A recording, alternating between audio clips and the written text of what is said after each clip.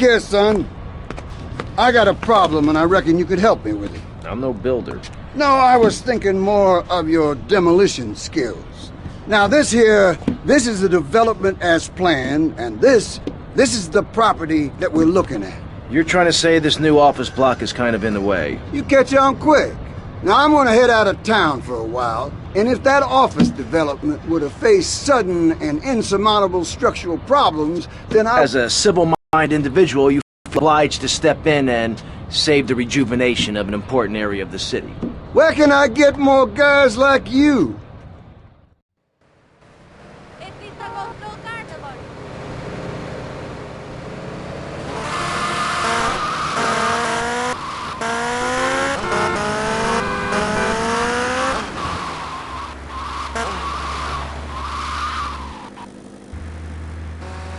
I should have killed this guy.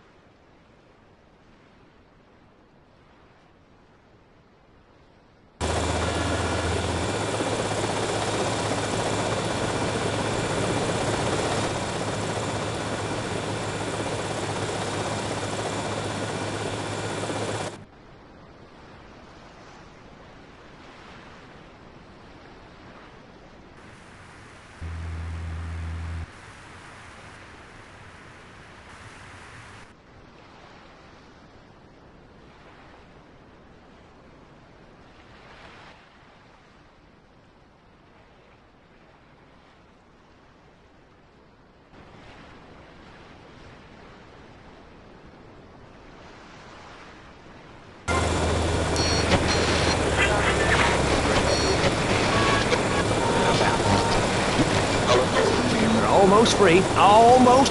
When we are floating away in the Caribbean Sea, we to run things our way, singing Kumbaya in the sunshine. No school, no tax, free barbecue and pinball for everyone. Sophisticated entertainment. Yes, but what about the little guy? What about the guy who is standing there saying, I like being part of America. I like it a lot. I get public radio. I can hear Maurice Chavez.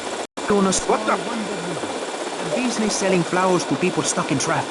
3 or 4 radios, all turned on to BCPR. A dog. 15 ice cubes. But I don't feel safe.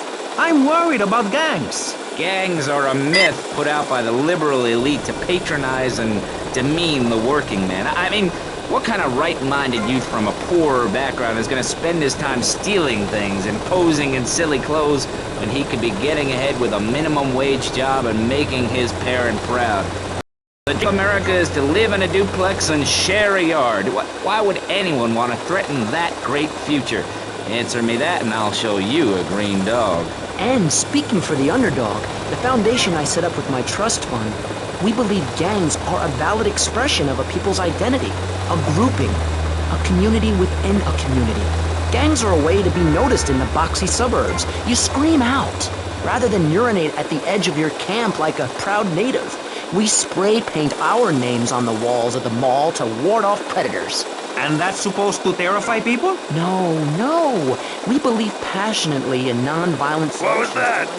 Oh. Gangs have to learn to love, to be inclusionary. We'd award badges to good gangs and give bad gangs a silly hat to wear. It would give people something to feel a part of. Kill with kindness, not a garden tool. Yes, but what about the guy getting beaten up on the street? Or the man having his motorcycle stolen? What about him? Or her. Some of the best bikers are really women. Anyone can join our group. This is about poor people getting together. But your father owns half of Florida. How are you part of the working class? Like I said, possessions are not important at all. I'll pick up a hitchhiker in my convertible any day. The other day I picked up a young woman and we discussed a non-violent solution to war. We called it peace.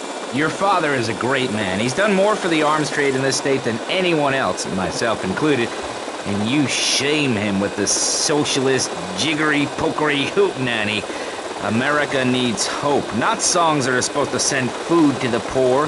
Songs will get you nowhere. This country needs something to aim for, like being rich and laughing at poor people, or being in government and laughing at the electorate. Now, Mr. Shrub, let's not make this personal. I appreciate your attempt to press the point, but we are here press the issue. My city is in trouble, and I think we're not really providing any serious solution. So far, we've got secessionism, rearing its ugly head for the first time in a century and a half. We've got ignore it, and we've got give everyone a flower. You're all a little unrealistic, yes? Come on now. Maurice? Not to say over-opinionated and moronic, Mr. Crashaw, how do we stop people running amok in the city with machine guns and heavy artillery? You've got to give a man a chance. Prisons are overflowing with wasted potential. Make the guilty men innocent once more. Free them from themselves. How? How on earth do you do that? Well, you could let them off. Marvelous. Great. That's a sensible plan. Then they wouldn't be guilty anymore. We've been doing that for years, you idiot. How do you think we keep prison costs down? They ain't by magic or cooking the books. We say that for education. But, as in most things, we in government are saving money so that you don't have to. When we spend less money on... Damn, I gotta lay off the bills. I'm seeing shit. Which helps make lives a lot less difficult for everybody. It's about sharing. Sharing your taxes out amongst the select. You want me to drill you? I worked so hard at school so I could reap the rewards now. I thought you worked hard at school because the other kids laughed at you and called you a square. That's a damn lie. They called me Wet Fart. They called me the Bat because my voice didn't break until I was 19. So, Mr. Shrub, I take it you don't believe in regulation. I believe in giving people a chance, not tying them down with lots of needless regulations.